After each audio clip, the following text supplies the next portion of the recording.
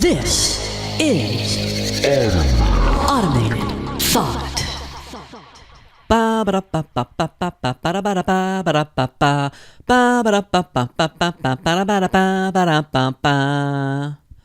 Hey everyone.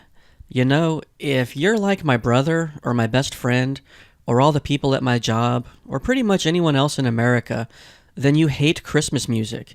And every year at this time you think, good God, I hate this crap. Why do they play it, and why don't they stop? Well, the reason is because of assholes like me. That's right, I'm one of the people who likes holiday music. I didn't always like Christmas music. It's actually kind of a recent development. I started listening to it on the radio at work, and the more I listened to it, the more I liked it. It's kind of like the McRib from McDonald's. It's not like it's that good, it's just that it's only available for a limited time. So you might as well get your fill because soon it will be gone, and then you can't have it. It's just sort of a marker that makes one part of the year seem different from the rest of the year, and that's good. You could also make the case that I'm trying to compensate for all the crappy Christmases I had as a poor kid, and all the crappy Christmases I continue to have now. I work every Christmas, I don't really have much family, and there's not a lot of presents or celebration. I don't even drink anymore. So Christmas music is like the one Christmassy thing I really indulge in. So, cut me some slack. Another thing I appreciate about Christmas music is that it's not homogeneous. It is a really weird potpourri of all these different types of songs and styles. There are the more Jesus-y ones, the more ones that are more reverent and solemn, and those are mixed in with a bunch of treacly department store jingles that were written in the 50s, and a whole bunch of other shit. It's quite a hodgepodge. Now me, I tend to dislike the really treacly ones, like Rudolph the Red-Nosed Reindeer. I do go for the more Jesus-y ones, even though I'm not a Christian, not even a little bit. But they have that certain beauty, that sense of melancholy and longing to them that I just really like. What's better to listen to on a cold winter's night than some of that type stuff? It's good. You know it's good. Come on. The Jesus-y Christmas songs are kind of weird too, because if you really look at the lyrics to a lot of them, the Christians do a lot of weird retconning. I mean, think of it like this. I have no idea if the historical Jesus existed, or if he was just made up 400 years later. But if he did exist, then his story is pretty simple.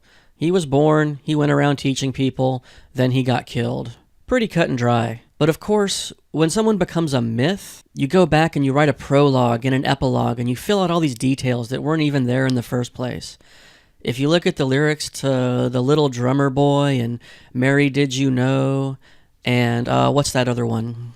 Do You Hear What I Hear? Altogether, they create this story of Jesus that begins with a prophecy and him being born, and everyone knowing about it like he was famous from birth. And then he went on to change the world and fight this gigantic war with Satan and this and that and all this other stuff. And wait a minute, this isn't Lord of the Rings. Like, none of that even happened. It's just kind of an interesting example of how the myth-making part of the human brain works.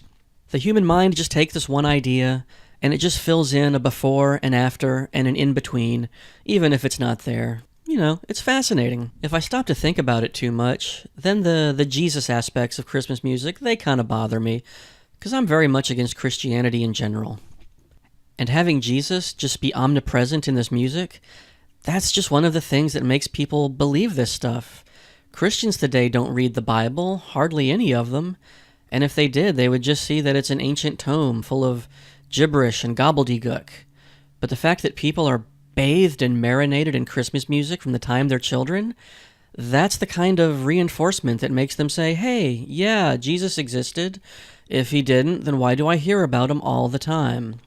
That's one thing that Christians will never, ever understand, and that's how weird their religion sounds to someone who wasn't born and raised in it. I mean, I think I was in like 7th grade or something when my best friend started telling me all the stuff that his family believed about the rapture and resurrection and this and that, and it was like a Moonie coming to you at an airport and telling you all about Rama or Krishna or whoever the hell it is they worship. I was like, dude, none of this can possibly be true. And he said, if there was a real person named Jesus, then he was most likely a kind of an angry little Middle Eastern radical who went around preaching hellfire and damnation and the evilness of the material world in general. What would that guy think if he knew that he'd been turned into this weird, white, treacly, sweetbread version of himself and used to sell stuff during the holidays? He'd be as surprised as anyone, I guess. The Jesus that people think about at Christmas, the one in these songs, is a very G-rated Jesus, don't you think? I've always wondered, I'm not a Christian scholar or nothing, but I've always wondered if Christianity ever had a more primordial phase that had all the grossness and sexiness of other ancient religions. When you listen to these Christmas songs about Mary and Joseph and Jesus being born in a manger, it's like a Disney movie. Was there ever a version of this story that was, kind of more like a dirty old Greek myth? One where Jehovah passionately and pornographically impregnated the Virgin Mary. Did that exist? And if so, when did they change it? Was it maybe in the 4th or 5th century when a bunch of Christians got together in a council? And one of them stood up and said, All right, guys, listen. We've decided that in all this new stuff we're putting up, we're going to downplay the immaculate fornication. I know, everyone likes it. We've been doing it for hundreds of years, but we're just trying to go for a more family-friendly vibe here. We want to emphasize, like, the charity and the forgiveness and all that stuff, and, downplay the violent penetration of the Virgin. Why not? We all know how it's done. We're adults. Come on. But we want to get the kids involved more. The times are changing. Things are a little cleaner than they used to be. So instead of the usual, God orgy, we're just gonna maybe have him come. We're gonna maybe have an angel come down and point at her belly and say, boop. You're having a special baby. It's going to be a magic baby. It's wonderful. Everyone will love it. We're going to put it on cards. It's going to be great. Trust me. I really kind of hope something like that happened. I don't know. That'd be lame if Christianity was neutered right from the start. I like to think it had a really cool era before G-rated Disney Jesus. Christianity, man. Christianity. What a weird religion. I mean, okay. Obviously, I don't believe in an antichrist, but a shocking number of people do. Christians are always looking out for the Antichrist. When's he going to show up? And in the very recent past, we've had 2 candidates for Antichrist. Candidate number 1, political moderate, peacemaker, always wanting to reach across the aisle to his enemies.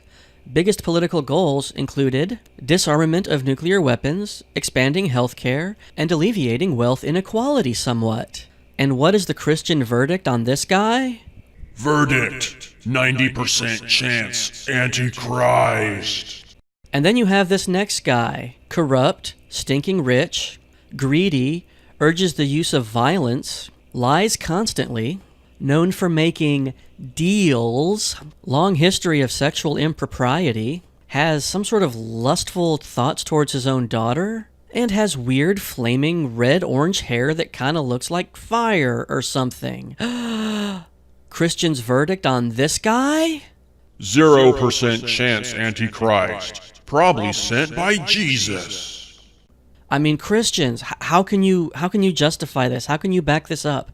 I asked my friend at work who's a Christian about this, and he said, oh, yeah, if you really study the Bible and if you really look at it, then the Antichrist will be someone who doesn't really fit the bill of an evil person. It'll be someone who will fool you with his supposed good works. He shall wear a mantle of virtue, but underneath the mantle, and I thought, really? This is the order of your entire spiritual universe we're talking about here.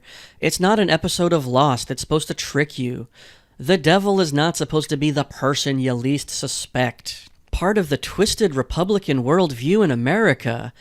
According to Republicans, the better a Democrat is, the nicer and more just they are, the better chance it is that they're the Antichrist. And the worse a Republican is, then, why, that's like the prodigal son, and they've been saved from sin, and they're being used by God. The worse they are, that means the better they are, right? Come on, Christians. That's just not fair. Wait a minute. I was supposed to be talking about holiday music, right? Sorry, I think I got sidetracked there. Anyway, I don't like all holiday music. In fact, there's about 8 Christmas songs that I especially can't stand. Let's see, they are Rudolph the Red-Nosed Reindeer, 'cause it's stupid and for babies. Frosty the Snowman, also stupid, also for babies. That goddamned Alvin and the Chipmunks Christmas song, you know the one. Santa Baby, because it's whorish. Baby It's Cold Outside, not because it's rapey, just because it's a shitty song. I Saw Mommy Kissing Santa Claus, that Bruce Springsteen version of Santa Claus is Coming to Town. I love Bruce Springsteen, but my God, that song is shit. And the worst Christmas song of all, Elvis's version of A blue Christmas. Oh. All of those songs are completely evil. Luckily, at any given time, there's at least 2 radio stations playing Christmas music all month, so whenever I hear one of them, I can just flip over to the other one.